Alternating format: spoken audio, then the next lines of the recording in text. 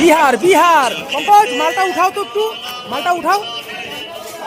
সাইজটা দেখাই আমি একটু আমার ফ্রেন্ডদেরকে। এই যে বন্ধুরা সাইজটা দেখো, রুই মাছটার একদম অরিজিনাল বিহারের রুই বন্ধুরা আজকে এসেছে। তো এক পিস নিলাম বাড়িতে ট্রাই করার জন্য।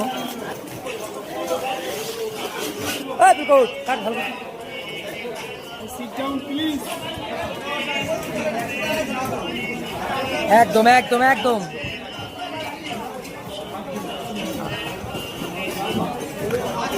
বন্ধুরা, বুদ্ধা এখন মাছটা কাটিং শুরু করে দিয়েছে। বাহ বাহ বাহ বাহ,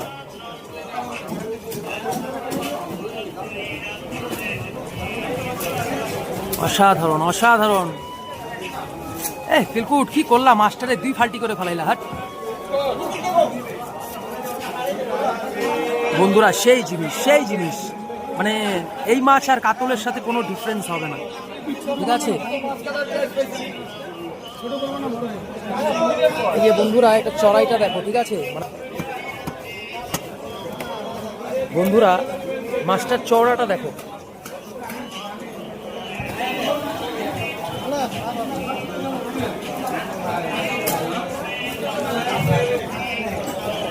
যে বন্ধুরা মাছটা দেখো, এখন পিস করছে পিলকুট।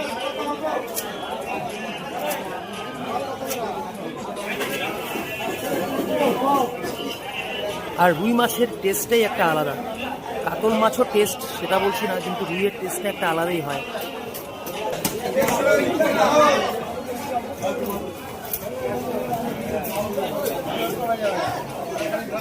একদম ফাইন ফাইন।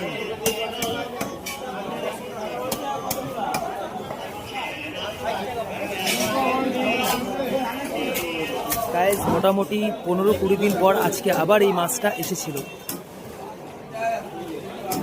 বন্ধুরা। অবশ্যই লাগলে পরে অবশ্যই কন্ট্যাক্ট করবে, আলিপুরদুয়ার বড় বাজার রঞ্জন ফিশ হাউস।